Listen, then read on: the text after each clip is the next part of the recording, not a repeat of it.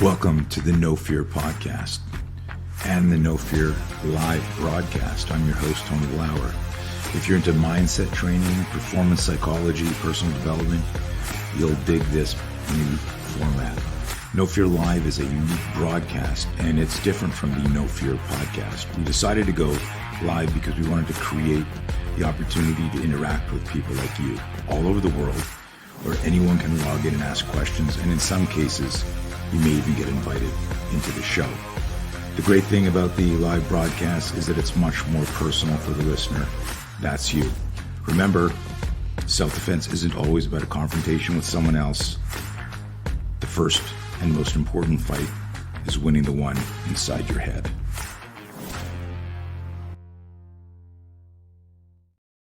Hey guys, Coach B here, and as luck would have it, we have a little bit of a technical difficulty here, and I'm going to play another video of Nick while we try to get him on here.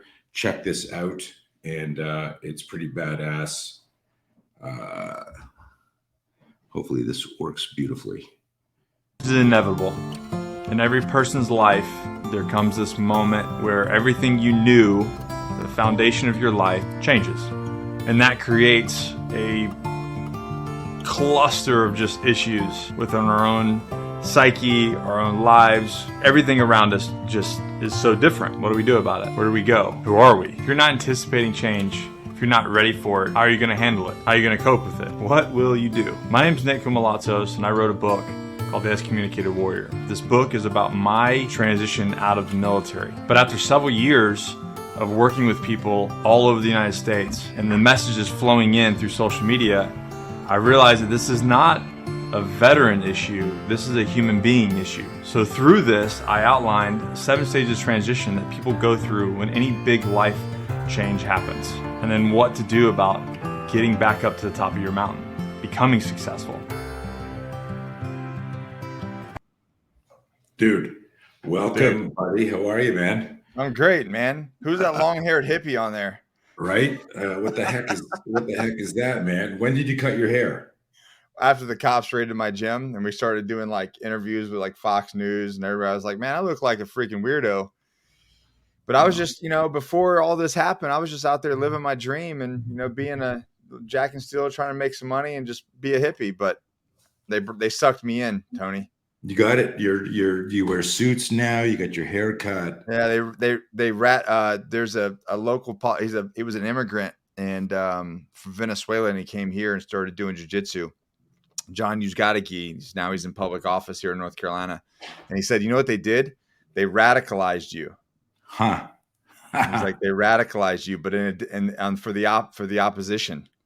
And I was like, yeah, that's true. They did. They woke me up. I was just chilling, doing my own thing. So listen, I have a confession because we met at a couple of the events, the Modern Night, the Squire, and we've known of each other through, we've got mutual friends and stuff. And I know your background from your bio, but in preparation for this talk, I went a little bit deeper. By the way, you're standing in a suit on your new website, so you are radicalized. But when I did that private thing for you, for one of your clients whose son was having that issue, and I did that private no fear thing. And then, for a couple of weeks after, anytime the topic of fear came up, you gave a shout out to me, you threw in quotes, and you went what I considered beyond and above and beyond the call of duty. Like most people, it's the law of reciprocity. Hey, we help each other out. But like you were going deep and you were quoting me and remembering, and I'm like that's really neat. And then I started digging into stuff, and you've been talking about fear for years. Yeah. You like 5 years ago, I think, or 3 or 5 years ago, you released like a long form video just on fear. And I was like, holy shit, now I got it, because you've been living with it, embracing it, integrating it into all of your evolution and teaching. And so I feel like I'm just going to sit back here and let you talk for a fucking hour. But I thought that was so cool. I didn't know that. Well, it shot you actually. I think I recommended your course to some people. Oh yeah, I did a Q&A on like Instagram or something. And I recommended the No Fear, which, if you're following this, hopefully you guys have all given him his money and taken the course because it's excellent. But it took you back, and I think that's one of the problems with. I think it's one of the problems with our society is, like you said, there's this what's the word, quid pro quo mentality with people, and I don't know, man. To me, it's kind of gross. Like there's just there's enough good and money to go around. There's no need to, like, if you've got something good, well, then I'm just gonna freaking put it out there. Like it doesn't. I don't lose anything. I think everybody's so afraid to lose something. And scarcity mindset. Yeah, it's right. Exactly. A scarcity mindset. And, I actually have the book right here because I was just teaching about it.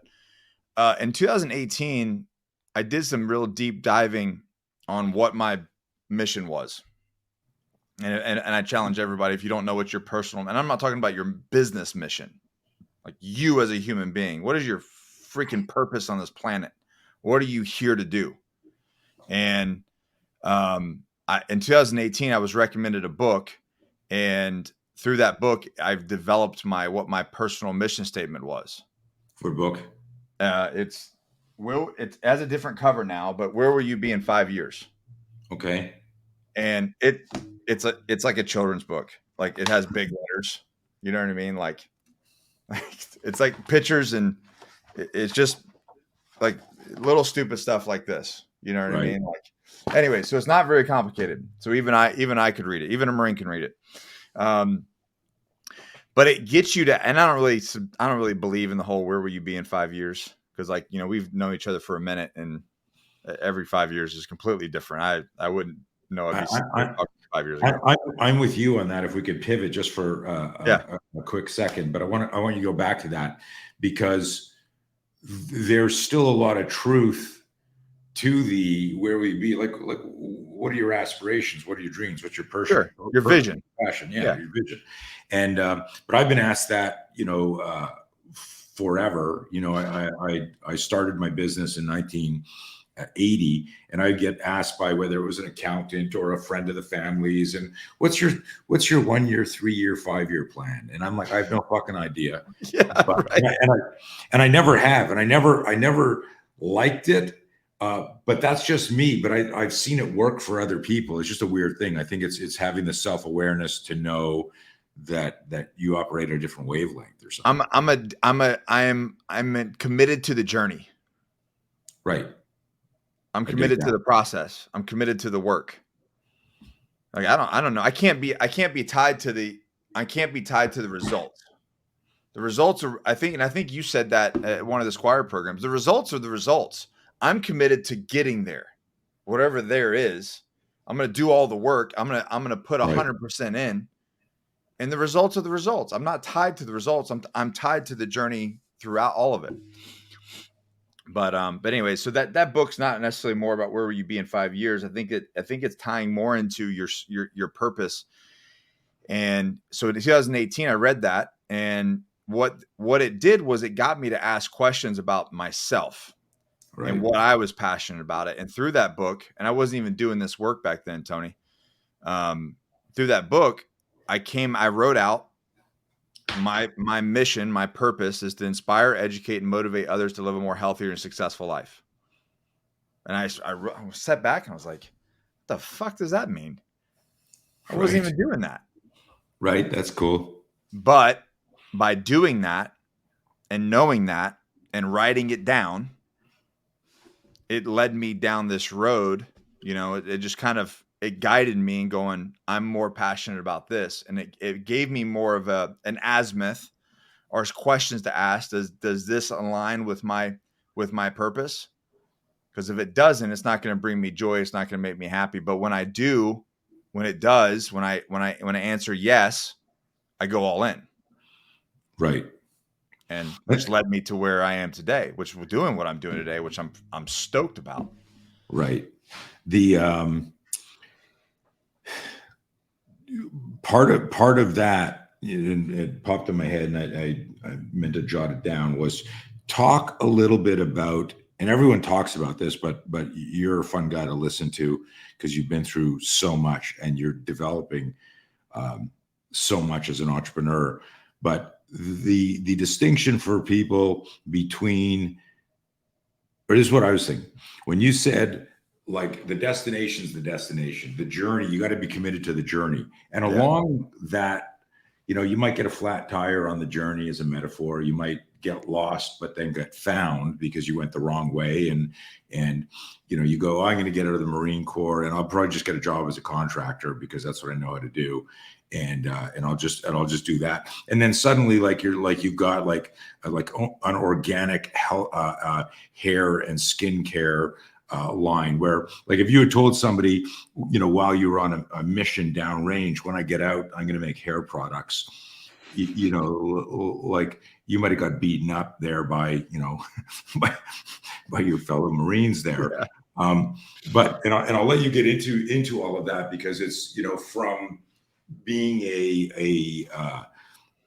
I don't know if you have a name for it. I hate the name masterminds. I hate the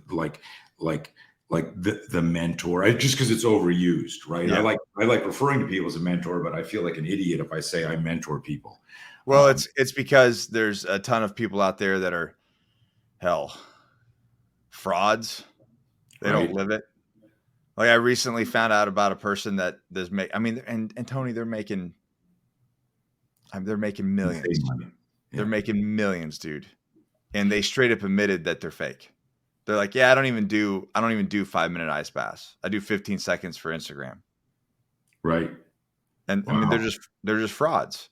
And what's funny is, like, here I am, I'm 41 years old. I destroy myself in the gym. I destroy myself in the mats. I wake up at 5 a.m. 7 days a week. I do the 5-minute ice baths. I'm exhausted all the time. And I'm like, God, I'm such a phony.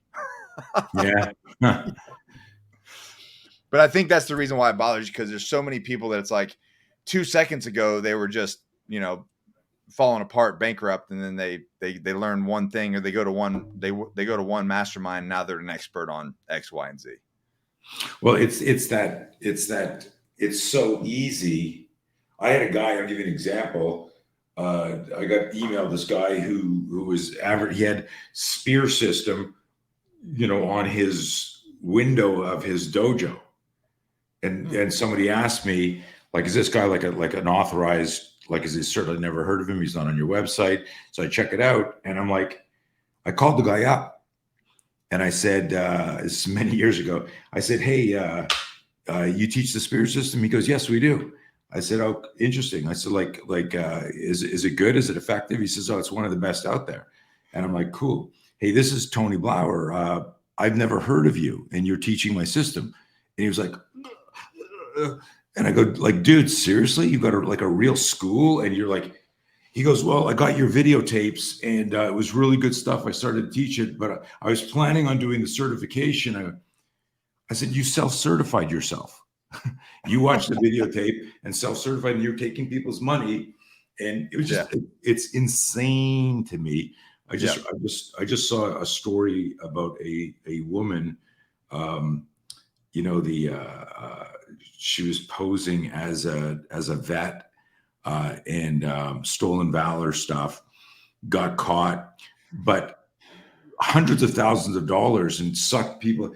You go to like, and the world is more insane than it's ever been. I mean, the last 3 years with the weaponization of fear. But let's not talk about that. I want to talk about you, and I want people listening to the show to be inspired by your authenticity. And because you're a motivating guy, you're a neat guy, you're a smart guy. And when you were talking about the book, Where You'll Be in 5 Years, you went, hey, it's pretty easy. It's like even a Marine could read it. I didn't even eat my crayons while I was reading it, and blah, blah, blah. But it got you thinking of questions. And what I was thinking when you said that you made the distinction between the results and the journey, I immediately thought about the semantical difference between motivation and discipline, and how so many of us fuck that up. I'm not motivated today, but motivation gets you out of bed, but it doesn't mean you're going to do shit, because that can wane. So talk a little bit about how you explain the difference between motivation and discipline, because discipline is you getting up every day and getting your shit done is discipline. And that's one of that, and it's the second pillar of the Agogi. It's the reason why we made it the second pillar of the Agogi, and I'll kind of break that down. Is motivation is and man, if I could tell you, if you look through my DMs of people that wanted to come on board with our coaching group, they're all like, man, I'm not motivated. I'm like, join the fucking club, homie. Right. It's a drug. It's like doing a line of cocaine. It's great when you have it, right, but it wears off. So when it wears off, then what?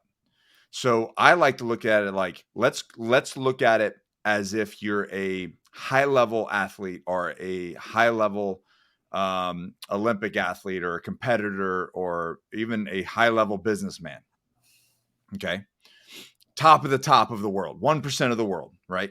Making money, achieving success, whether it be physical, Olympic, whatever. So if I look at an Olympic athlete, do you think that they go and train when they're motivated? Right. That's not how you get to the Olympics. They're training every day, hurt, injured, unmotivated, tired, exhausted, unrecovered, regardless. There is a discipline aspect that takes over. My nephew's here, and he's talking about he wants to win state. Phenomenal. He's like a phenomenal wrestler. He's a freshman, and he's already competing on a varsity level. Right now, of course, when he goes up against, he's 15. When he goes up against 18-year-old seniors, he gets beat because they're stronger than him. Right.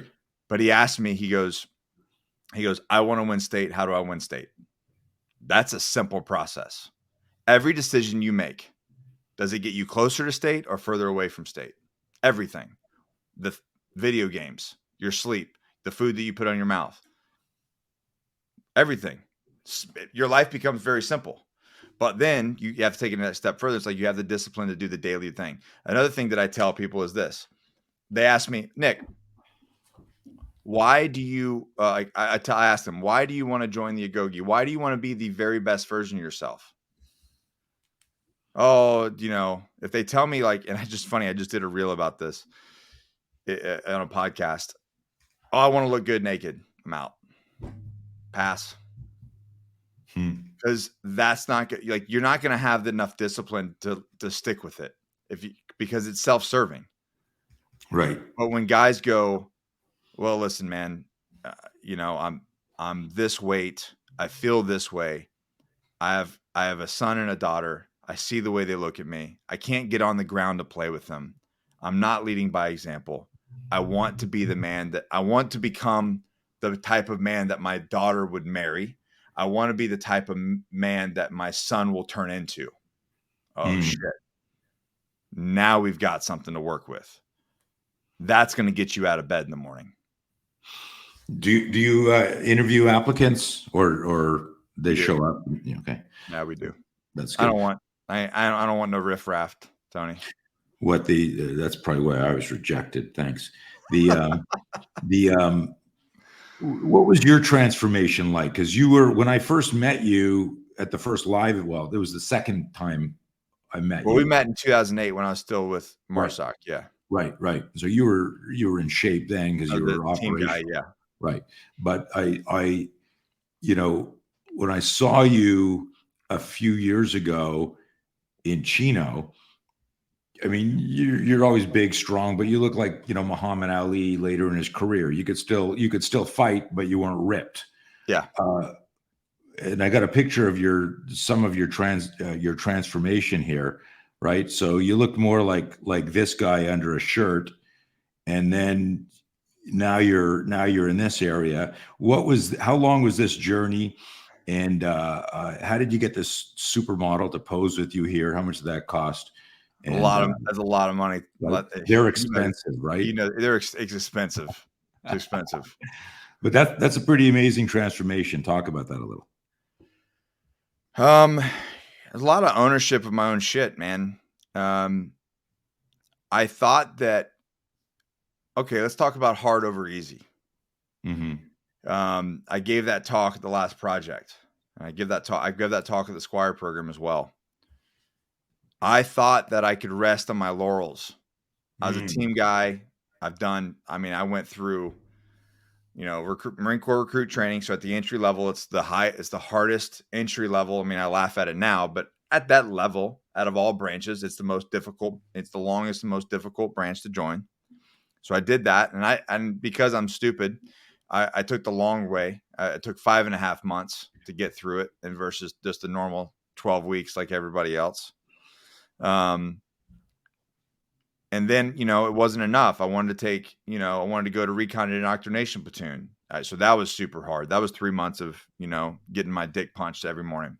And then I went to Amphibious Reconnaissance School. Then I went to all these other entry-level schools that you see in special operations. Then SOCOM came about, and I'm like, yep, I'm taking selection for that. So I went to another selection. And then there's other schools on top of that. So I was constantly doing these like very difficult mental, physical, hard things. Well, when you get out, and you've probably been there in your life, you're like, okay, I'm done with this shit. I'm going to just relax. I'm going to do my own thing. Right. I'm going to be easy now. I've done the hard stuff. I'm going to be easy now. Well, the reality is that's a trick. That's a trick. And what I did was I thought that I said, I did all that. Now I'm going to relax and I'm going to live my life. I'm going to relax on my diet. But see, the thing is, it's a creep. You relax in one little area. It's like a cancer. You relax and you take the easy route on one little thing, and that easy thing rolls into the next thing. Then it rolls into your diet. Then it rolls into your training. Then it rolls into your relationship, and it's complacency. So now you're getting complacent in one thing. Next thing you know, you're getting complacent in your relationship, and you're getting complacent as a father, and it just spirals out of control. And now some of that, Tony, was me transition. And you kind of you showed the book a little bit before we started, but a lot of that was also my transition out of the Marine Corps. I'm doing 300 miles for 12 years. Thank you, sir. You're doing 300 miles an hour. All right. And then you get out and you're doing 10 miles an hour, but you got 300 miles of 12 years of baggage. That's all going 300 miles an hour. That just smacks you right in the back of the head. Right. Right. And so that's kind of what happened there. I served from 2000 to 2012. I developed some baggage, and it did, honestly, because I never took like a rest time or took a knee or took an instructor billet during that time.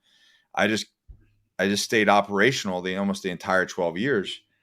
And then I just got out. Then I was starting having issues and seeing dead people and all kinds of weird stuff, like seeing dead friends, like in groups of people on the side of the road. Very, very bizarre. And now afterwards, it was my brain's way of bringing that stuff up to process it. Right. I hadn't dealt with those deaths. I hadn't dealt with, because I just moved on. The mission continued. So I called a friend of mine, and I started kind of telling him like, hey man, some weird shit's going on. And he's like, bro, where have you been? He's like, our whole platoon's been dealing with that. You stayed in and kept moving on. So I had to deal with a lot. And a lot of that, the way that I dealt with it in the early days was like, a bottle of Maker's Mark a night. Wow. And so of course, drinking heavily, eating shit, sleeping in, taking the easy route, being overly stressed, trying to build a business and not focusing on my personal health and priorities. And it just all spiraled out of control until eventually, suicide was an option. And then, that's in the book. And then, and what really happened was I started to own my shit. Of course, that the supermodel that you saw in the photos, that was a big component of it as well. It's like, oh, if I want to keep this around, I've got to get my shit together. And you and I have talked. How old's your kid? Well, I've got 3. I had a 21-year-old girl, 16-year-old girl, and the little. I've only seen pictures of the little one. Yeah, the 2.5-year-old redhead. Yeah. I swear he's mine. But go ahead. Yeah, no. I was gonna ask you, like when things got super dark, with what you think is appropriate for a live podcast. What was that moment like when you read the book? Where you'd be in 5 years, you had an epiphany, fancy word for light bulb moment. You went, oh, fuck, like vision, mission, direction, goals, Core right? values. Yeah. Yeah. What was it that made you sit up? And then I want to talk about the book, because obviously at some point, like, the book was cathartic, not just a business card. It Right. was like getting it out there, and then the 7 stages of the transition. I'm very fascinated with all that. So Yeah. if you can extrapolate and answer those 7 questions in one. So perfect tee up, Tony. Right. So the first thing is, when I got to that location, keep in mind, this was years ago, right? So this is a journey, right? None of this happened overnight. The real dark area was me on the beach, and then me thinking about my kids, and me not seeing them grow up. And at the time, you hear all these whole things like they'll be better. This, like, the bullshit shit that your brain tells you, that the inner bitch, the inner critic tells you, is ridiculous. They'll be better off without you. Your wife will meet somebody else that will be able to serve them in a higher capacity. You're a weight. You're holding everybody back. It's all lies. It's all absolute lies. And the reality is, and I learned this from a Gold Star mother who was a ranger that killed himself, and then because of that, she became a counselor, and she gave a talk at one of our transition seminars, and she said, and I believe this too. People that kill themselves, I don't think they want to kill themselves. I think they're just in an immense amount of, they're exhausted. They're in an immense amount of mental torment. Right. They don't want to die. They just want it to stop. Right. They just want that pain they want to break from the pain. So they make a permanent solution off a temporary problem. And and I've gotten a little bit of hate for this, because I talk about how selfish it is. I think it's one of the most selfish things you can do, because your pain doesn't stop. Right. It transferred to the people who love you the most. If you're a father, it's transferred to your children. If you have parents still, that pain is transferred to your parents, and they have to live with that pain for the rest of their life. So while you get an escape, right, you take the easy out from your pain, all you're doing is you're pushing your pain on the people who love you the most. And I think that's fucking selfish as shit. I'd never want to do that to my children, man. As a father, that's not what you do. You want to protect them. You want to provide for them. You want to prepare them for this world, right? You want to make them anti-fragile. Right. So that was that stage. And that's what hit me. I was like, I don't want to transfer this pain to them. I want to see them grow up. And then that really kind of woke me up to, like, oh wow, I need to be a higher version of myself. And that journey, and that's when that journey kind of started. Amazing. It was the Gold Star mom said something that planted that seed about that, because that's a controversial thing. And I just texted my wife right now, because she's, we know through circles people who've committed suicide, and I'm the romantic coach, always trying to figure out ways to help people. And I'm like, oh man, that's awful. And she's like you, she's going, what a fucking selfish thing to do. Like, how, and I get it. I just think that and maybe this is another conversation another day. And an old friend of mine just brought this up on a last podcast, where a very close family member committed suicide, and it just devastated everybody. And then everyone's left with, what did I do? Like, it's suddenly this huge guilt of, like, did I not return a message or a call? How did I contribute in any way? How could I have made a difference? Right. Yeah. And it's heavy, and it comes back to, and I do not want to at all hijack this and turn this into the no fear thing, but I really believe that that's the battle. of Mhm. that false expectations of being real. I'm visualizing something in the future, and if I cannot figure out how to solve that, that creates that immense anxiety. And if you've got to, man, we can talk for hours on that shit. It's heavy. I tell them this, man. I'm like, listen, you feel that pain? Like, here's the deal. Here's the reality that nobody wants to talk about. No, there's no fucking special butterflies out there. Like, we all deal with the same shit. I got a whole group. I got hundreds of people that are in our coaching group. And guess what? When I peel the layers back, everybody's like, oh shit, we're all dealing with that. Yeah, man, you're not special. We all have this same stuff. We all share the same insecurities. We all like this morning, family's in town, so I had a real late night. I get up at 5. Alarm clock goes off at 5, right? Fuck. Nick, well, you had a late night. You really need to recover. You're at 41 years old. You can't be going on low sleep and then doing jujitsu 4 times a week hard, lifting 4 times a week hard, working on 4 businesses hard, serving your wife, serving your kids. You can get an extra hour of sleep, right? You can start negotiating. Like, everybody thinks these things. You know what I did? I got up. Why? Because I need to prep for my 2 o'clock. I had to be ready for this. You know what I mean? There's things that I had to do, and otherwise, look at that guy. There's things that I have to do. So I needed that hour this morning to take my notes for my mentorship call. Otherwise, I would have got up, take my daughter to school. He was going to be up. Then I was going to go straight to the gym and train, start my work day, start my meetings, start serving everything would have started. And now I'm flying by the seat of my pants and I'm not living intentionally. Guess what I'm going to have? A stressed anxiety day. So what did I do? And now this whole conversation, which felt like an hour in my head, was probably about 10 seconds. Right. But in my head, it was like an hour-long negotiating thing. And I said, no, I got to choose hard now and easy later. So I did it. But the thing is, and it's funny, a friend of mine, Kyle Carnahan, you ever come across him? Superhuman Fathers? Oh, yeah. He's me and him are good friends. He's a freaking psychopath cyborg. And he hits me back today with the same thing. He goes, yeah, man, I was having one of those mornings. Yeah, it just creeped in.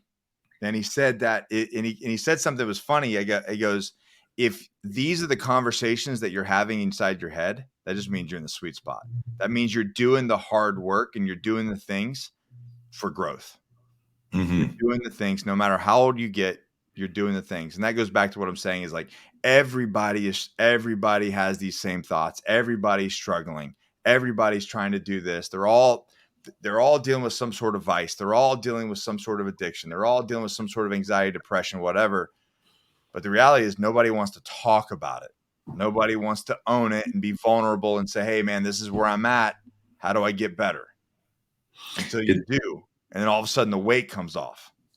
It's funny because I did this. It was probably in the 90s. I did this 5-hour fear management seminar in New York City, and after the seminar, I got in the cab. I shared a cab back with one of the attendees going to the north side to the hotel or east side or whatever the hell, and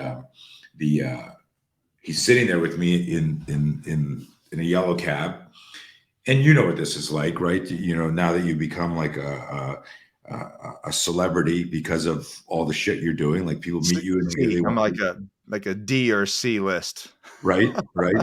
I was going to say a minor celebrity, but I didn't want to, but it's funny because I'm sure you're starting to get recognized because of social media. Yeah, of course. Yeah. In the airport, there's 100 people at a gate and going, oh, Nick. And it happens to me like, oh, spear guy. And, but nobody else knows me. It's just one nerd.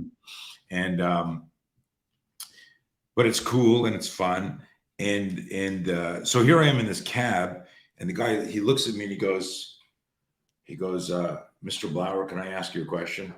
And so I turned to him, I go, is my father in the car with me? Like you just said, Mr. Blower, and I just call me Ninja God or Tony or Coach, and um, and I always like being called. People would ask me, "What should I call you?" Because of the martial arts thing, and they go, "What should I go?" Like you can call me Tony, you can call me Coach, and I always like Coach because. And I would explain the rationale like this. Like if I asked you what your grade 3 math teacher's name was, hopefully you don't remember, Nick. Like you're like, I have no clue. What about your grade 6 English teacher? Like, I don't know. But if I said to you, what was your phys ed teacher's name in grade 4? You go, I don't know. We just called him Coach. And what about grade 5? What a grade 7? Like, and everybody, and I always loved that. I said, like, all of the people that were the people that were really interested in helping me perform, I always called Coach. And so that just stuck. But anyways, this guy says to me, "Excuse me, Mr. Blower," and I'm like, "Is my dad in the car?" He goes, "No." We have a little laugh, and I said, "What's your question?" He goes, "What's it like to have no fear?" And I looked at him. I said, "I just did a 5-minute fear management, a 5-hour fear management talk with you. Like, is that what you were thinking? Like, I have no fear?" And this is connected to this idea that people think that you're sharing stuff on your mentoring call because you're above it all, right? As opposed to, no, I didn't want to get up this morning, Right. Either.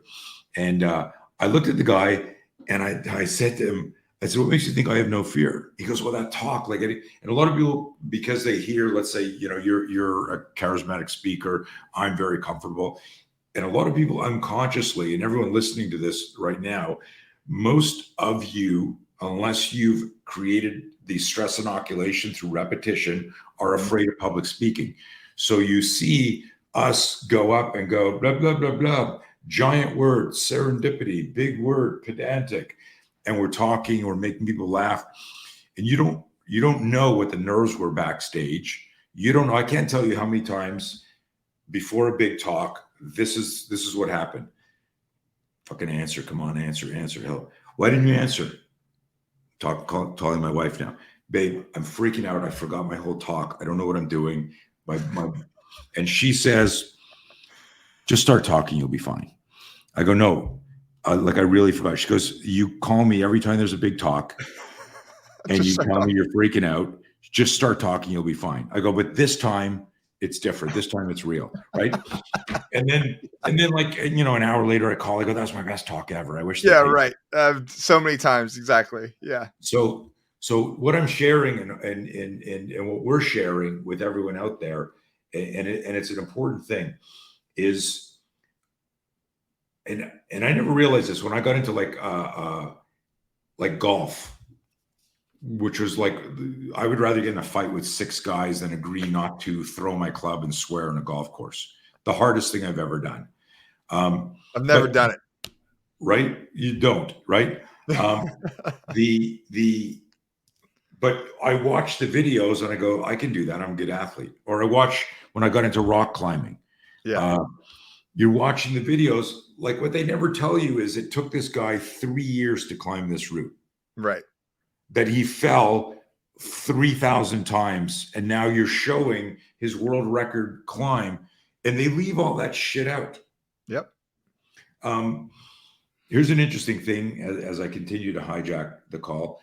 When I did my first video series in 1986, Panther Productions. So the martial artists on this, the old school martial artists on this call will know that. I went in, I was in Joe Jennings' office, and I had a videotape of us doing our fighting drills. And we had a rule in our system. No, we don't practice pulling. We don't practice missing. And when we do a scenario, we only do 1 rep. We're not doing it over to look good. It's not a John Wick. It's not a choreography. If you headbutted somebody, you headbutted someone. We had helmets on and shit like that, so we didn't get fucked up. We were doing like Fight Club shit in the 80s, but with equipment on, so we didn't destroy ourselves. Yeah. So Joe Jennings, who owned Panther Productions, and I'm not going to mention the individual he had on because he's a pretty famous martial artist, but here's a guy that I looked up to. who I thought was a real influencer. They used that terminology back in the 80s, influencer. And he's on there and they're showing his videotape, his next video series coming out. And Joe's at the editing bay with this guy and he goes, let me see take number 9 again. He goes, no, let me see 8. Okay, no. Let's use take number 9. That's where it looks best. And I'm sitting there going, did he say take number 9? You're doing a self-defense video and you got to do 9 takes. And I was like astounded. I didn't say anything. I was smart enough to keep my mouth shut because I didn't have a contract yet. Yeah. He finishes that, and this is like some famous guy that you would know his name. And they put my video in, and Jennings watches like 3 fights, and he turns to me, he looks up, he goes, "Holy shit, you guys are really fighting." And I go, yeah. So he books me. You're like, is there another way? That's what we were supposed to do. Well, I always tell people, don't confuse technical with tactical. If you're teaching self-defense, it's got to be tactical. Only the result counts, right? In that case, there, but anyways, the point, the part of the point of this for all of us out there who are consumers of expertise is we see the facade. We don't see what's behind it. And then you get this illusion that this is what self-defense looks like when you're really good, not realizing it's coordinated and it's choreographed. Mm-hmm. We get an illusion of the influencer on there with the Lamborghini in the house. We don't know that he rented the car for the day and he rented the house and he's got some silent partners with some bucks or whatever the hell it is. Anyways, I'm off on a crazy tangent. So I want to flip it back to you. Well, I think the biggest point is like, you just, and I know a lot of people even the people that I look up to, I realize that, and I still look up to them, maybe even more so because of it. They're not special butterflies. They're human beings who have worked really hard to evolve themselves over the years.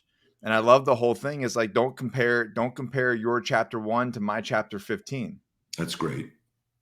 And that the reality is like, yeah, we're the same. We're dealing with the same shit. I'm just at chapter 15. You're at chapter 1. Just be addicted to the journey. Right. Walk the yellow brick road, stay on the path. And your path might take you left. It might take you right. But I'll tell you this. And you've had, I think it was like 2009 or 2010 for you. We have things in our life, and this kind of goes into the Excommunicated Warrior book. We have things in our life that happen to us that we think are like the worst things ever, right? Like just there's some really horrible shit that happens, right? And I can think of 3 of those moments in my life in the last 10 years that I'm like, oh, this is it. I'm never recovering from this. The worst thing that's ever happened in my life. Right. And now where I'm sitting, I look back at every single one of those, whether it's like, I think you and I talked about it on our, like me getting fired from a job, my first contracting job, people talking bad about me. It doesn't really matter what it is. Those were pivotal moments in my life that because I did not quit. Now, here's the thing. That's the key factor between those hard times. Because I never quit. Now, I might have deviated the route based off where it was leading me, but I never completely gave up. I kept moving forward. Those turned out to be the most influential, pivotal moments in my life. Isn't that wild? The most horrible shit that ever happened to you turns out to be the most influential, important parts of your life. And if it wasn't for those hard things, it wasn't for those horrible events, I wouldn't have had the positive outcome that I have now.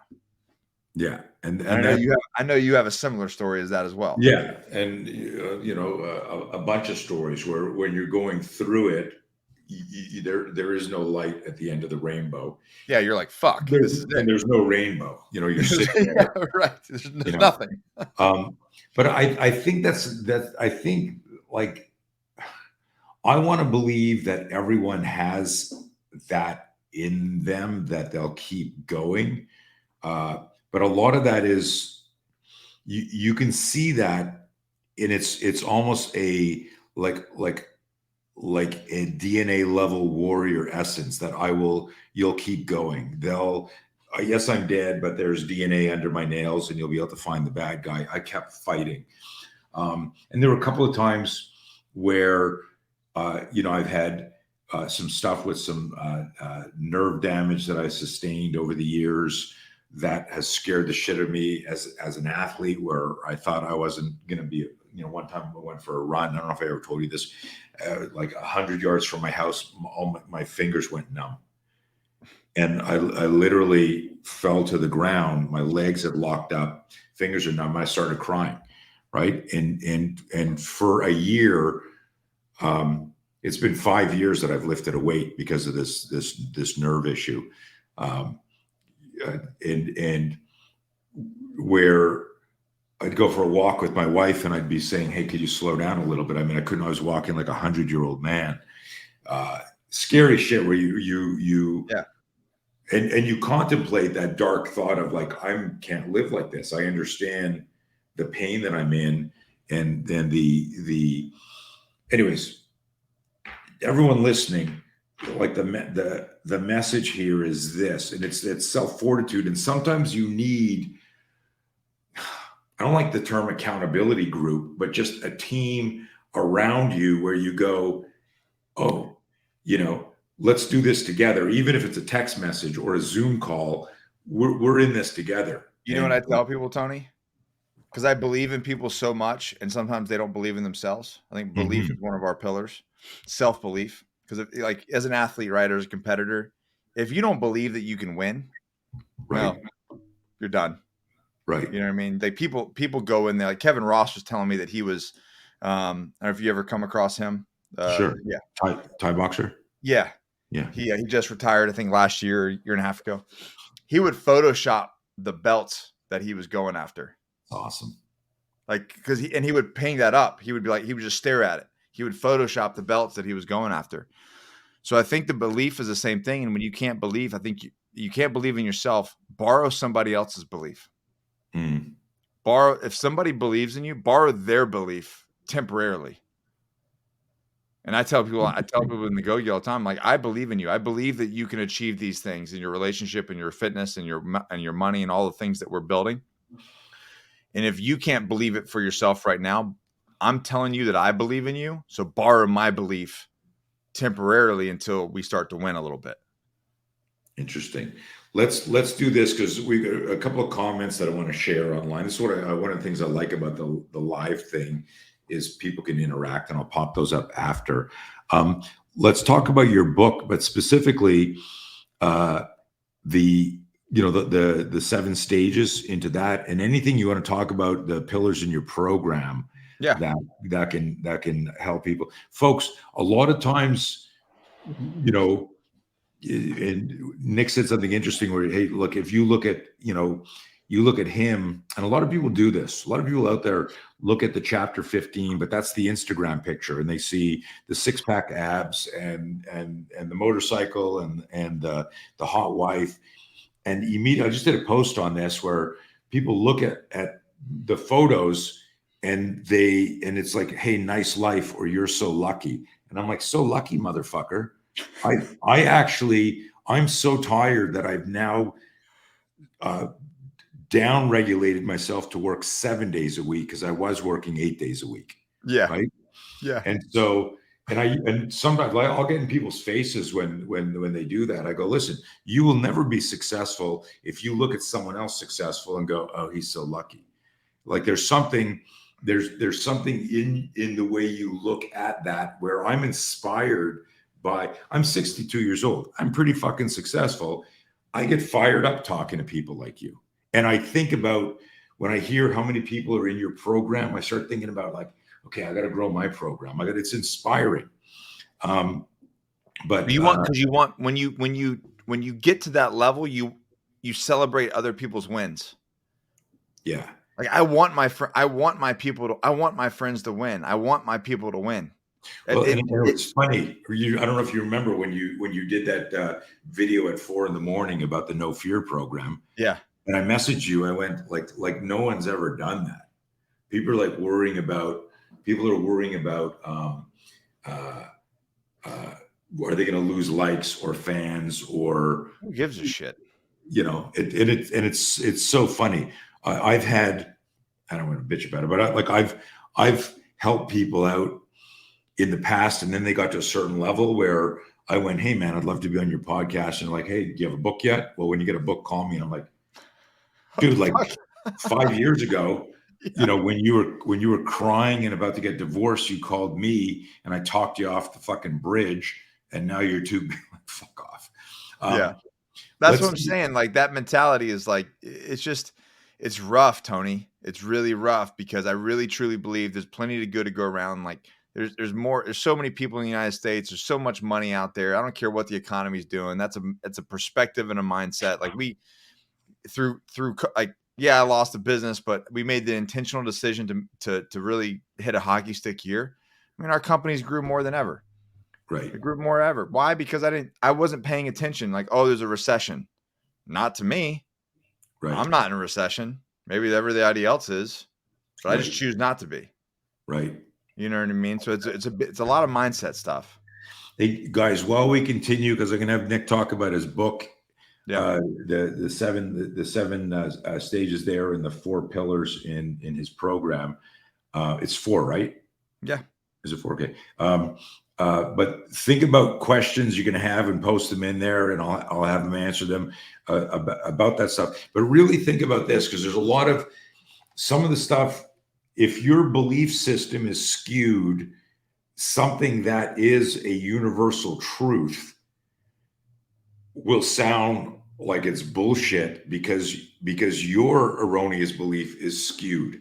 And so how do you weigh and consider, or as Fitzgerald said, how can I hold 2 opposing thoughts in my mind and contemplate both of them? So think about what those questions are, because I know people close to me where I said, all you need to do is do this. And they go, well, that's easy for you to say. And I'll put it as simple as this. Nick bangs out 15 push-ups and you're mad at him because he can do 15 push-ups. The push-ups represents the chapter he's on.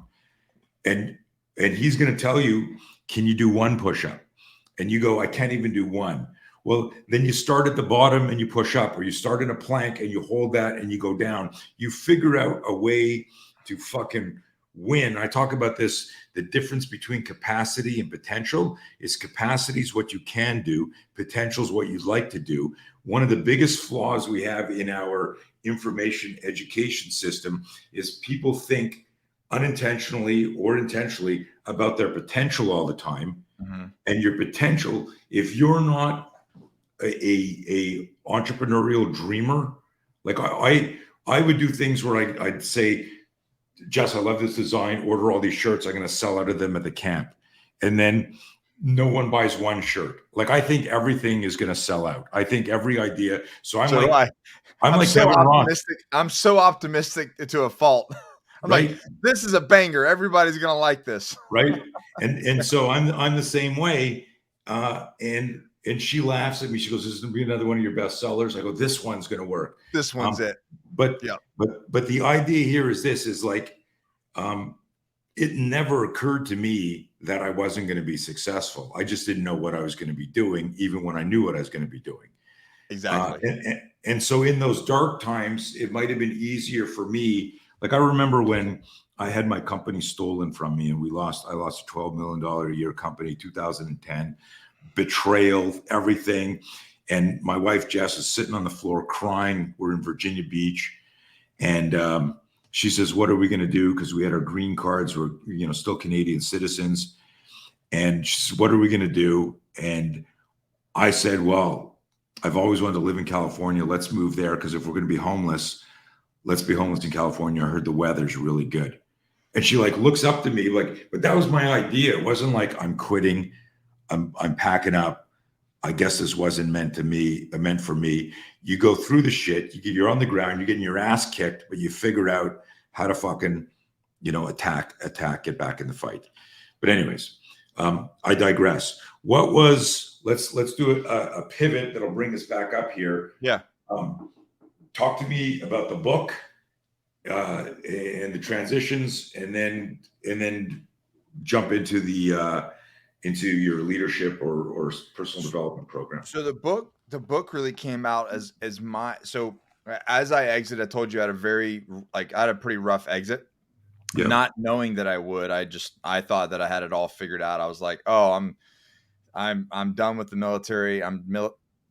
Mentally, I'm transitioned over as a civilian, so I'm ready to go. Right, that was my world right there. And so, I'm this badass guy, right? I've done some badass things, and now I'm ready to transition, and just going to move on like it's nothing. But here's one of the big issues was, and you'll appreciate this, when you do something for so long, it becomes part of your identity. And you see this in the special operations community, like widespread, right? If I'm a Marine Raider, if I'm not a Marine Raider, who I am. If I'm not a Navy SEAL, who I am. If I'm not, Coach Blauer, the Kung Fu master, right? Like you said, then who am I? You take that away, you take your company away. Who are you, Tony? You know what I mean? And so I think that that was a big portion of it, is like, okay, well, shit, man. Like, if I'm not this guy, right, then who am I? So the first thing, so anyways, and then as I got through my transition and kind of started to figure out who I was as a father, as a husband, as a man, an entrepreneur, like who Nick was at his core, I started to talk about this subject of transition and these 7 stages of transitions that I outlined. And I realized that it wasn't a military issue. Right. It was a human being issue. The same guy that got fired at 28 years that's worked for UPS. He's got 2 years to retire. After that 30 years at UPS, he gets shit canned at 28 because they don't want to pay out his pension. He's going through the same thing. The mother who's raised her 3 kids up to graduation, and they're like, oh, thanks, Mom. Deuces. See ya. See ya. She's like, I just sacrificed the last 25 years of my life for you little shits. And you just like walk out of the house and don't say a word.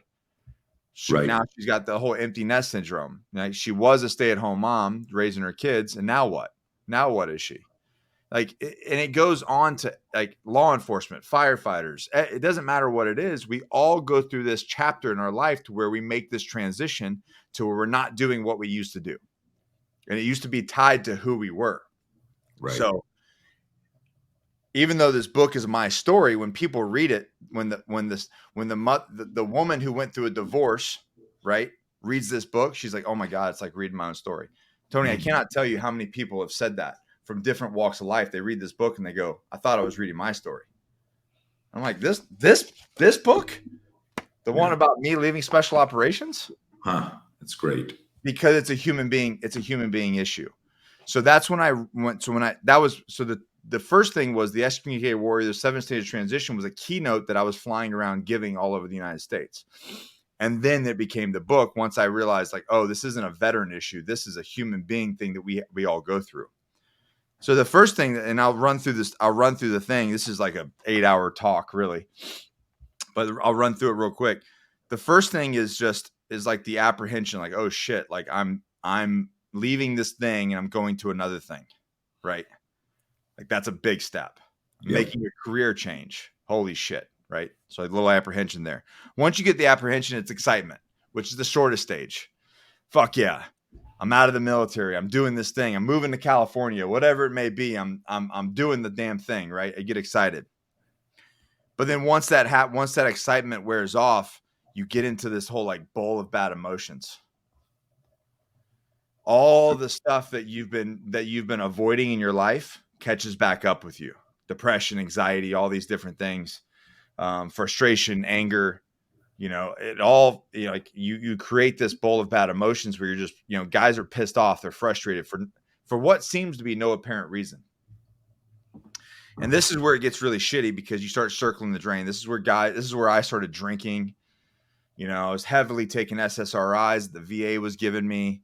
you know, maybe you're struggling with depression because you got canned or whatever, and you go to your doctor and he's giving you Zoloft, he's giving you SSRIs, he's giving you something to deal with anxiety, he's giving you something to sleep, he's giving you Adderall medicine to wake up in the morning. You know what I mean? Like, and doctors are just giving this shit out like it's Skittles. Right. You and I know that. And then what happens there is you start circling the drain. So you start circling the drain. And then it comes to a point where this is where we've seen it a lot in recent years. You kind of get to a sink or swim thing where you're either going to off yourself, right? You're going to make the final decision, or you're going to figure out how to swim. This is the key pivotal moment of like, okay, and this is where I was on that beach. I'm like, okay, am I going to call it? Am I going to tap out? Or am I going to fucking swim like everything I got to make it out of this damn thing and to figure out how to get to the side? How to get to a raft, how to get to help or call for help or something. But I've got to swim. And then this is when you make that decision to swim is when you're like, oh shit, I got to put the work in. So showing up, putting in the work, getting vulnerable, being honest, whether it's therapy, whether it's training, whether it's a coach. And for me, I've done all kinds of therapies. I like that you're talking about the coach because a coach is about performance. I highly suggest therapy if you need it. I've done almost every therapy you can think of. You know where I got my biggest results is coaches. You know why? Action-based. Coaches give you tangible things to do. If I call you, Tony, like, I got a problem. You're going to be like, as a coach, we're inherently trying to solve a problem with tangible results. Okay, you got a problem. These are the things you need to do. And then they hold you accountable. Your coaches hold you accountable for the things you got to do. So all of a sudden, now I'm doing tangible things. Well, wake up early, motherfucker. Stop eating cheeseburgers. Eat some vegetables and meat. You know what I mean? Are you training? Have you gotten a coach? You got a dietitian? Well, what the fuck, Nick? Like, you're complaining about shit, but you're not actually taking action to do anything.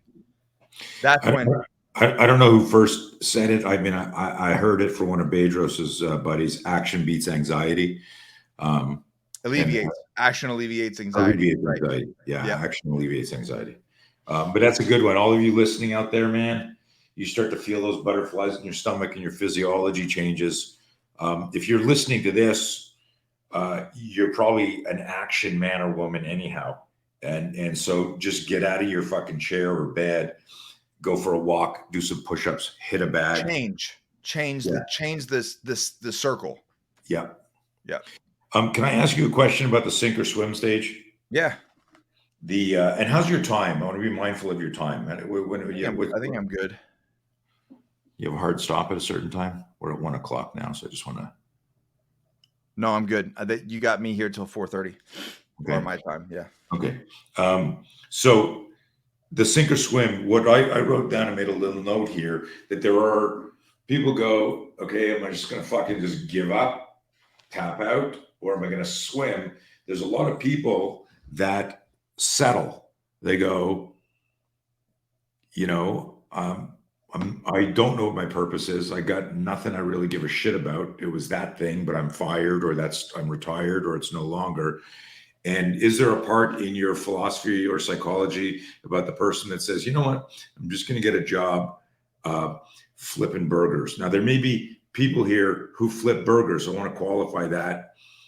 I went I was on a trip. My flight was delayed. I was cranky, bad mood.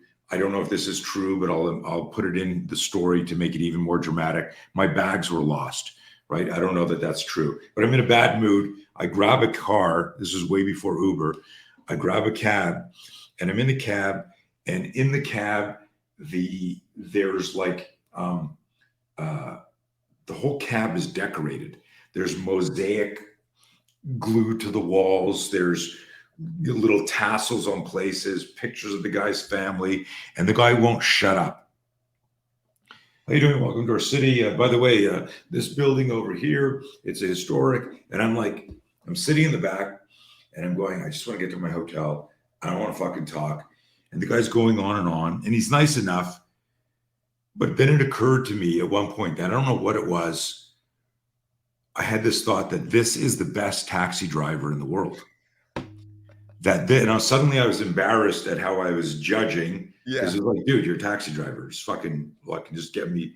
And then I realized that this guy had accepted that this is how he's going to provide for his family, and he turned the cab into this fucking museum. It was Mhm. really, and when I shifted, I was like, look at that, look at this picture here, look at this here. He Good spent word, time shift. decorating that. Yeah. He knew every fucking nuance of the city. I got goosebumps right now thinking about it. But it was just that, I was like that asshole who got in and went, man, you only work here. And then it was something I wish I could remember what it was that created that kind of spiritual shift. But what I'm saying is, if we asked him under truth serum or drunk, he might say, I wanted to be a boxer. I could have been a contender, but, he just never made it. So he went, got to feed my kids. I can get a cab ride. You know what? I'm going to be the best fucking taxi driver in the world. Anyway, so this is your thoughts on this. That's sink So swim. I think it's two different things, Tony. One, if this guy's happy doing that, like this is where he wants, like obviously he took pride in what he was doing, Right. right? That's not so much of like I don't think that's such a sinking thing. That's not what I would be concerned about. I'd be more like that guy's happy, appears to Correct. be, right? Now, whether he is or not, who knows? Who knows what it really, really feels? But if he's putting that much effort into it, and I've met guys like that, where we have a guy, Dragan, is an immigrant here. He brought his whole family, built a black car service down here in Wilmington. People don't really understand because they get in the car, they're like grumpy from travel. They don't want to talk to him. This guy is talking about the old country. He's talking about what his kids are doing. Like, I absolutely love him, right? Because he's just ecstatic to work. And I said, Dragan, when are you going to stop working? He goes, man, I got a daughter in college. I can't ever stop working. I'll be working till the day I die.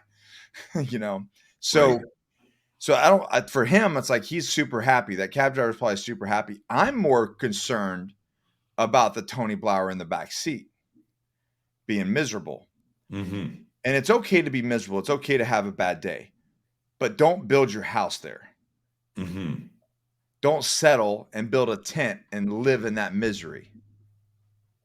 Acknowledge, like, okay, I had a bad day. It is what it is. I'm going to make tomorrow a great day. And so many people get stuck in that chapter, right? They get stuck right there.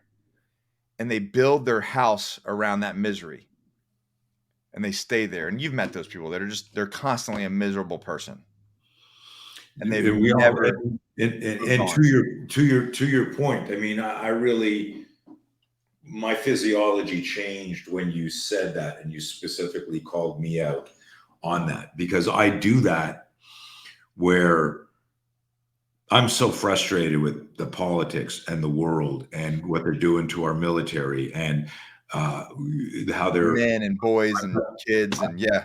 Right. And I've got so many friends in law enforcement that you do that. Yeah. They're afraid to fucking do shit because they don't know if they're going to be the next poster child on the latest narrative. And I'm angry all the time about that. And it's the self-awareness piece that I talk about in the no fear that evades me sometimes, because I'm putting my energy out into things that I can't control. Right. And I got to remember, like, just that, hey, like this is like a black cloud. And I always make this metaphor, like you get a rose bush and you could smell the rose and look at the rose. Yeah, I remember that. Or you could bitch at the thorns. You can go, motherfucking thorns. Look at these thorns, right? Yeah, that's right. So I think so many people get to that place in their life where they're in that that pivot moment, and you can drift into, Napoleon Hill talks about drifting, how you drift into that negative space and and then it turns into this negative snowball. Or you can shift. And I like that you use the word shift, because it is a shift and you're like, okay.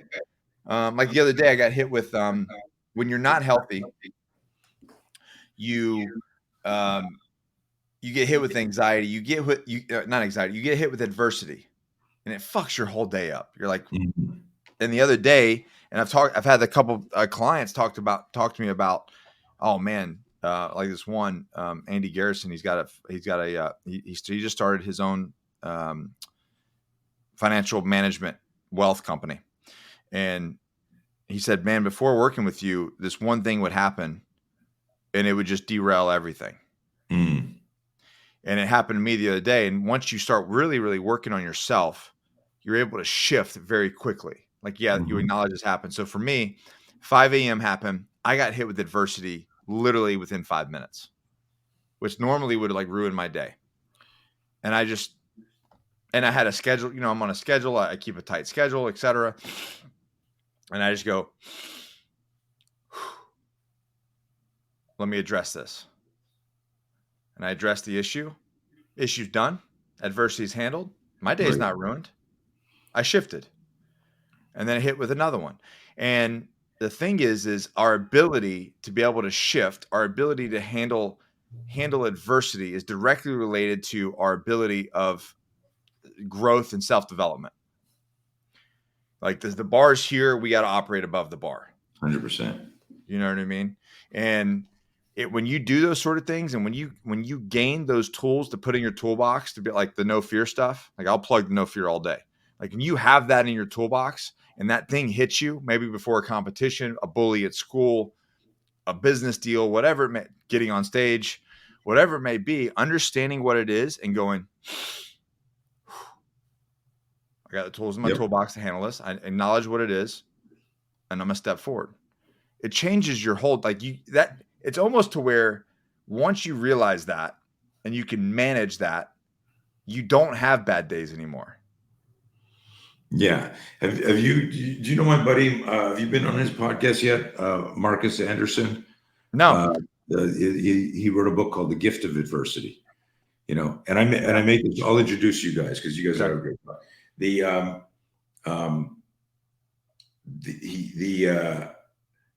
I always make this joke, you don't have like 2-3 days in a row, good days in a row. And you get up in the morning, you go, things have been great lately. I hope something catastrophic happens today so that I can work on my resilience. And right, yeah.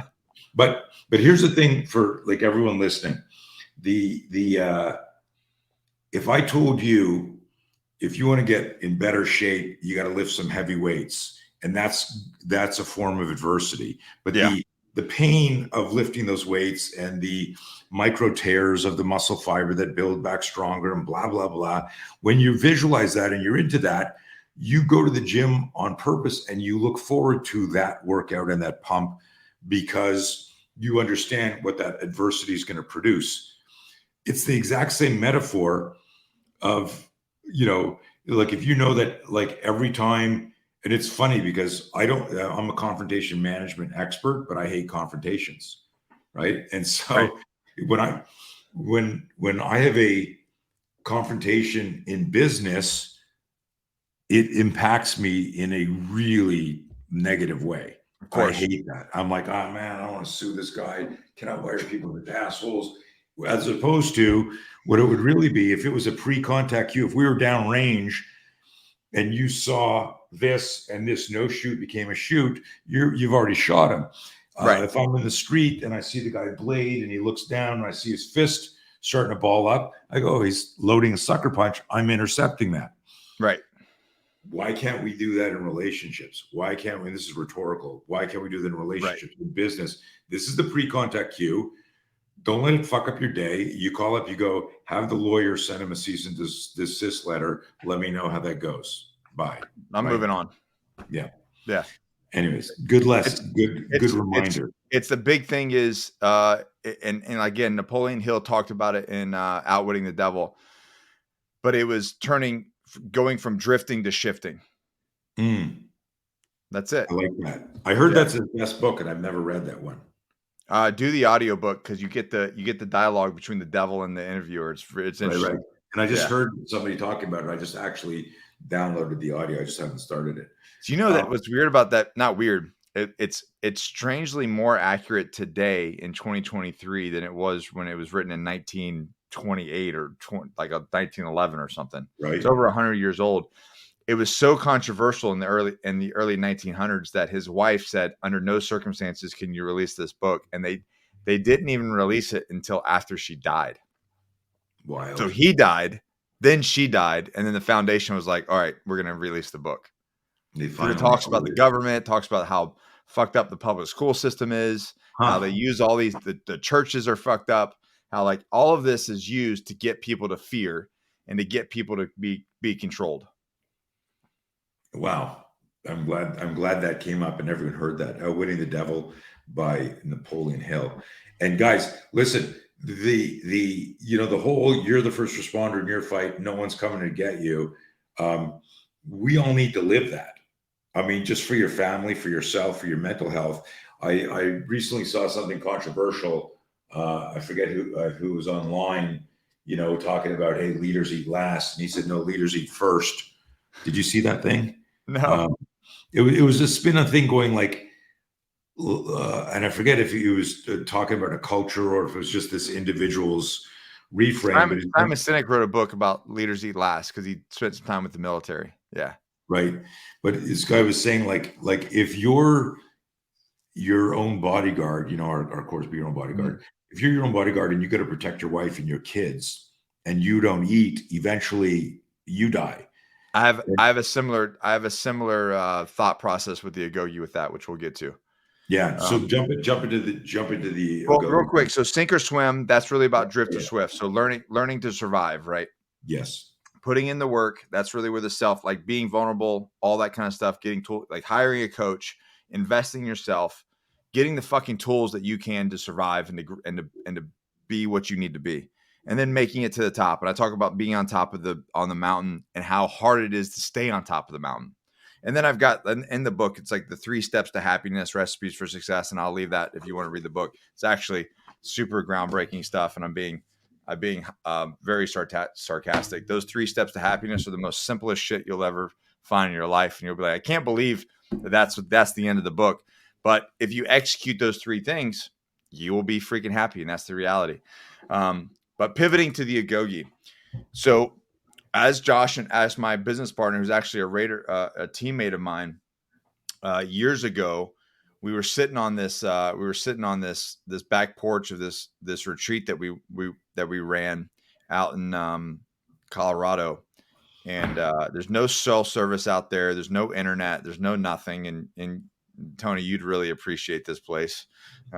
It's probably a place you would like to go to more regularly. You can't get there. It's like very difficult to get there. Okay. Anyway, so we're sitting out there at the back porch having a cup of coffee, and we're outlining essentially this, like the problems of man, the problems of veterans, the problems that people struggle, and not to outline the problems, but coming up with the solutions of them. Right. Mm-hmm. This was the early days of us establishing the Agoge. And what we came up, fast forward a little bit, we came up with these 4 pillars to help guys, men become the highest version of themselves. Guys are screwed up, right? We've seen society over the last 3-4 decades, just, Simpsons, Homer Simpson's a goof, right? He can't do anything. Right. Family Guy cartoons, Al Bundy, Married with Children, like Hollywood is continuously depicting that men are just masculinity is bad. They're doofuses. We need women to take charge, et cetera, et cetera. This has all been a very planned thing. You look all the way like the Martin Luther King up until now, 1984 crime bill, like the whole system is purposely taking men out of the family unit and taking their power away to where they can control a community. Because if men were men, if men were high-level individuals that communicated with other men, that led from example, were physically fit, it's hard to control men like that. If I take an avatar of like the guy who graduates the Agoge, you can't control him because he thinks for himself. His motives are what's best interest of him and his family and his community. So like the government coming in saying, we're going to do X, Y, and Z. No, you're not, because that doesn't work for me and my family and my community and my business. And if you had a whole community of men that get together that are all saying the same thing, but we're decentralized. They've taken our power away. Purposeful. So anyways, how do we fix this? So first things first, we have what's the number 1 killer in America? It ain't, what? It's obesity and heart disease. Mm-hmm. That's a fact. Do your own research. how the hell did that happen in the last 30 years, right? So our first pillar of the Agoge is fitness, because we have found that fitness is a gateway drug. It's a gateway drug to confidence. It's a gateway drug to reclaiming your health. It's a gateway drug to your self-esteem. It's a gateway drug to optimizing your hormones. It is just, if a man is physically fit, we have seen a guy that goes from 300 pounds to 200 pounds. All of a sudden, he starts making more money. He has a better relationship with his wife. He's a better father to his kids. It changes everything. And it's all simple. A lot of it is not it's not because he's smarter. He just has higher self-esteem. He has more confidence. Right. When he walks into a room, he commands the room. And a lot of, I want to throw something in here. Yeah. You know, of course, because you made the joke earlier about, I want to look good nude. I want to, I want to be body. That can be a byproduct, but you can't get in shape by slacking. It's fucking work. But one of the things that Stephen Kotler and others in the neuroscience community, Andrew Huberman, there's significant black and white research on the neurochemicals and the neurobiology, the effects of exercise on reducing anxiety, but also changing everything in you. So this isn't this should be mandatory. Like, if our government gave a shit, it would be mandatory that everyone worked their ass off, physically, because you would have a way healthier, and it changes divorce, suicide, crime. I mean, it's huge. Tony, I made a video. Did you see that thing that fitness was linked to white supremacy? No. You didn't see it? I didn't see that yet. No, I'm surprised you didn't, man. That would have really worked you up. So I made a video about that. Okay. I made a video. I did a little solo podcast on that, and I pulled up some different websites and some history, and I said, "Oh, it's interesting. Fitness is related. The fitness culture started with white supremacy, is what the article was about, and it promotes fitness. The fitness culture promotes racism, really stretching." Okay, I did see that headline. Yeah, but I didn't see your piece. So I pulled up some ancient Greek stuff. In ancient Greece, it was not only required, but it was your duty to become physically fit. Not only that, but the state sponsored trainers. Wow. There were state-sponsored trainers in these training facilities that you could go and get training for wrestling and for different events and lifting weights and calisthenics. They said that it was not just your duty, but a responsibility as a Greek citizen to be physically fit. Now imagine if America did that. Yeah, it changes everything. Wow. So anyways, physical, like you said, it is a gateway drug to a lot of things. If I have an employee that shows up and he's physically fit, I'm like, okay, well, he's disciplined, he's consistent, he eats right. That means he's going to be consistently showing up to work. He's going to be disciplined in his duties at work, right? There's certain characteristics that carry over. All right. The next pillar would be discipline, and that we kind of talked about that, right? The Olympic athlete trains no matter what. So we want to instill discipline, but it's a kind of a trick. It's a trick with what we do with these guys, because what we do is we outline their top four priorities in life. And then we scale them 1 to 4. Where are you living in your top 4 priorities? And it's funny is money is typically never one of the top 4 priorities, like family, their health, their faith, whatever, it's never, money is typically never one of the top 3 priorities in their life. But then I look at their routine. I say, okay, what time do you wake up? What time do you go to bed? In every 15-minute increment, let me see your daily calendar. So they write it all out. And while they're writing it out, they're just like, oh, fuck, shit, this looks really bad. And I look at it and I look at their 4 priorities, and I'm like, well, either you're a liar or your whole life is fucked up, because these don't align. And typically it's like all work. It's like, well, if this is your top priorities and money's like your number 4 or number 5, why are you spending 90% of your life at work? And well, okay. So what we do is we retune their priority, their routine, to where it is 100% ROI driven around their priorities. Everything in your life has an ROI. If you watch a show, there better be an ROI attached to it. If you eat something, there better be an ROI attached to it. You know what I mean? Everything has a return of investment. And and the reason why it's a trick is because we give them a new routine, and it creates discipline and consistency in their life. And when they do the discipline and they're consistent, they start getting results. Mm-hmm. So within a couple of weeks, they're like, Nick, holy shit, my life, this program is amazing. My life is better. My conversations, I feel better. I look better. I look better in the mirror, naked in my bathroom. I'm like, it's been 3 weeks, bud. You don't look different. But at that dopamine hit that you were talking about, right? They feel better. They feel more confident. We're changing the chemistry in their brain. The third pillar is belief. And this is where, you ever heard of the elephant, the rope and the stick story? It doesn't ring a bell. Go tell me. So the elephant, rope, and the stick. In foreign countries like in India and Thailand, this is how you train, or a circus, how you train an elephant. You take a baby elephant, tie a rope around its neck, put a stake in the ground. And as that elephant grows up, they just increase the length of the rope. Now you have the largest, strongest walking mammal on this planet tricked into believing it is where it is. It's its belief. It believes that as long as that rope is around its neck and that stake is in the ground, it is stuck right there. Now you and I looking at it going, that's fucking scary, man. That elephant could just run off and trample and kill a bunch of people and do it. That elephant doesn't know that. Its perspective is, its belief is, it is where it is. Now, what it represents to me is that elephant is like men in this country.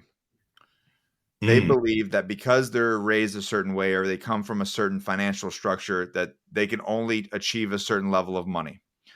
Or the thing that I like to hear, well, our family's big boned. I can never, we're just a big bone people. Well, motherfucker, I've never seen a big bone skeleton in my life. So I don't know where you get that from. Right. It's false. I can never have the hot girl. These are all self-belief, the self-preserved, created beliefs. Now, what that rope and that stick represents are three things. Everything that you've been told in your life, everything that you've experienced in your life, and the traumas that you've had. These things create limiting beliefs that put a glass ceiling on your life.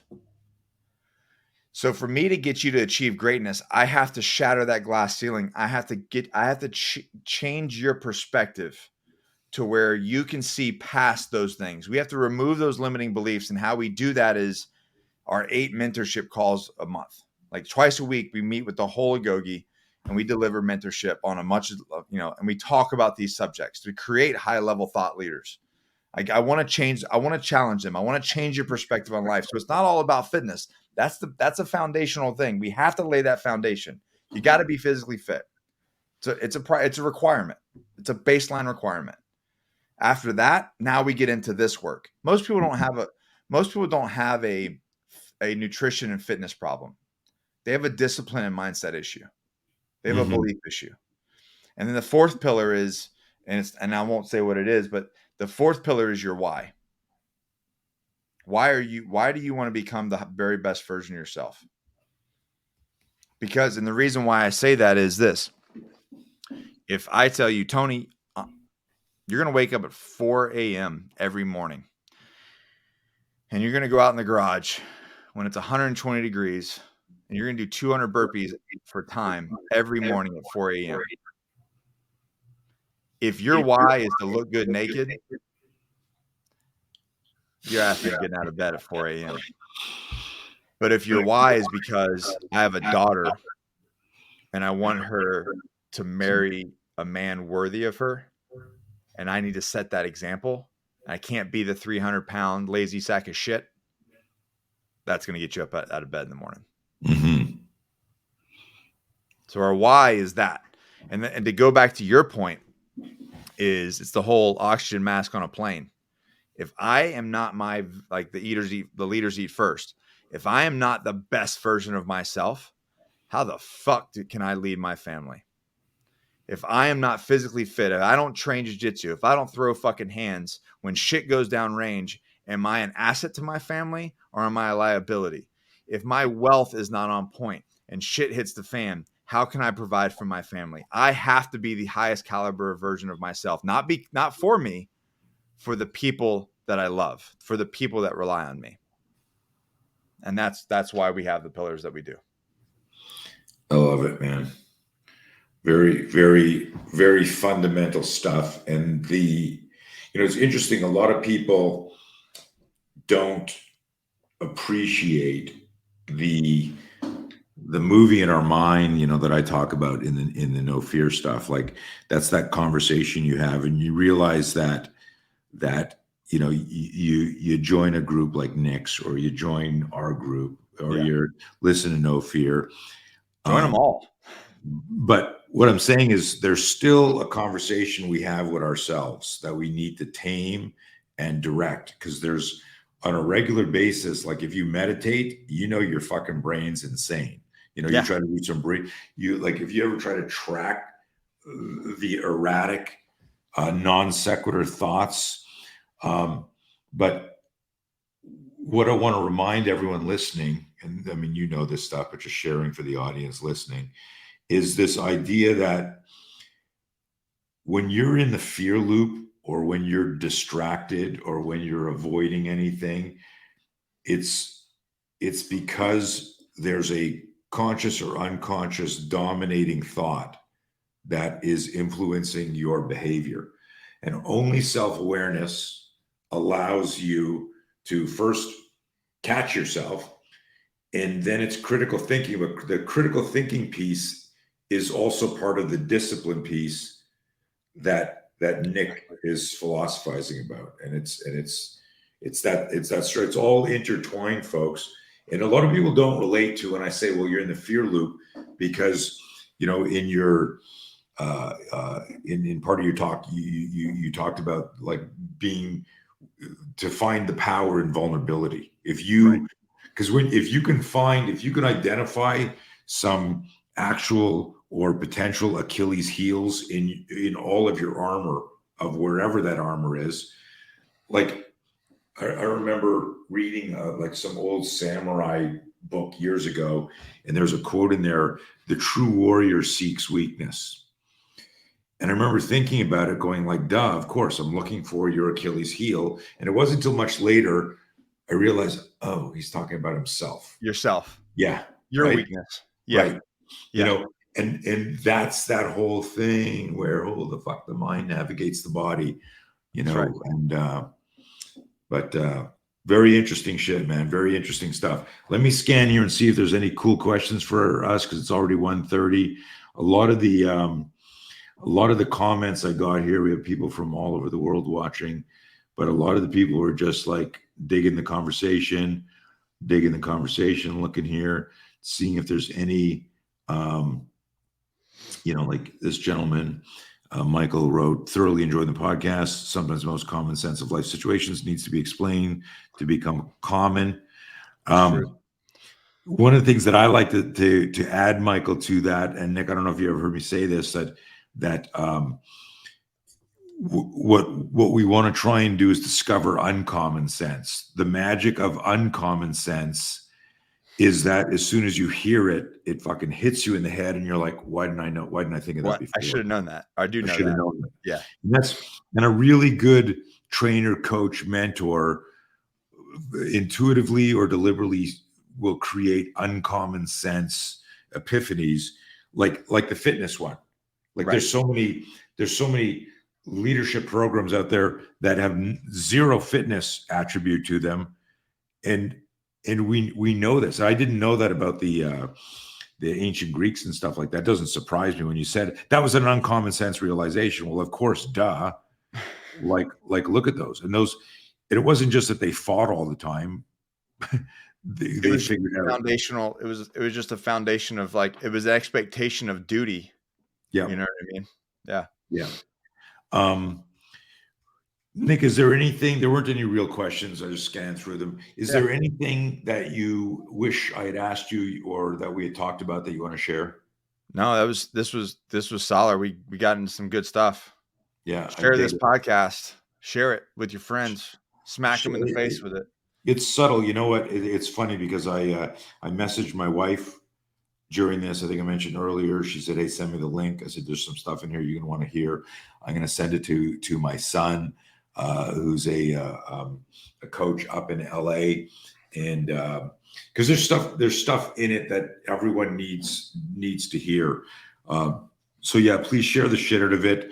What's the best place to reach you? And I know Lisa's got some links. Yeah, you can go to that right there. So right there. Right at the at Nick Koumalatsos. Yeah, there we go. Find me, and I'll respond. And if you want to get into the Agogi, let me know. And that's it. Simple, man. We're simple, dude. We will. What's your best? Your main website with all of your businesses is just your name, right? It's just my name. Yeah, NickKoumalatsos.com. The Agogi.com will get you there, and go get yourself some Johnny Slicks. Use code Raider. Go get yourself some soap. Do it, soap salesman, Tony. Work out and wash. What are your four businesses? So I've got I got Johnny Slicks. The Agogi, it's Johnny Slicks is all organic men's grooming. I got the Agogi, then I've got Crest BJJ, and then I'm also a managing partner of Core Medical Group, which is an HRT clinic. Nice. Yeah. Very, very cool. Stay busy, Tony. Dude, I apparently, man, I want to say this. Like, I know a lot of people, and a lot of people talk about stuff, and they're smart and they're good. When I hear you emoting and talking about all of the stuff that, like I talk about similar things, and I'm not going to list 100 other people that talk about similar things. There's a grounded element of authenticity in you, in what you say, and it comes back to, it's not that, well, I was a Marine. Usually it was like you went through it. You went through the stuff. You built the stuff, and I daily live it. I think that's the biggest thing is like, if you live the life that you're talking about, and I do, man, I the shit that I talk about, I live. It's my life. I think that's one of the big difference. And that's the reason why you can spot the bravado and the bullshit, or you feel like, this is not exactly right. But when you live the life yourself, you live what you're preaching, it adds a different layer to it. I dig it. Yeah. Okay, gang. We're going to wrap this up. Go to Nick's site, check out all the stuff, share the shit out of this. People need to hear this stuff. His website's up there on the banner there. It's just his name.com. Yep. And get his book. Love the title of it. Just dude, it was an honor to have you on here, and you're welcome back anytime you have anything to talk about. Tony, thanks. I guess I'll see you pretty soon, right? Yes, sir. In April? Are you going to April? Yeah, I'll be out there in April 1, and then I'll be there for June for the project, and I'll be back in there for July for Squire. Yeah. Anytime you're in this area, like hit me up, and we'll get together aside from that. Cool. Dude, so good to connect and share your story and your mission with my audience. This is gonna go out, aside from the live stuff, on a bunch of channels. Of course, we share it again on Spotify and Apple, and those of you, I never ask people to do this stuff because we don't have any official sponsors. But go in there and give it a 1-star rating and say this sucked. Just kidding. If you do that, I will spear you in the face. Okay, be safe, everybody. Nick, thank you so much, man. Stay safe. Thanks. And I'll see you soon.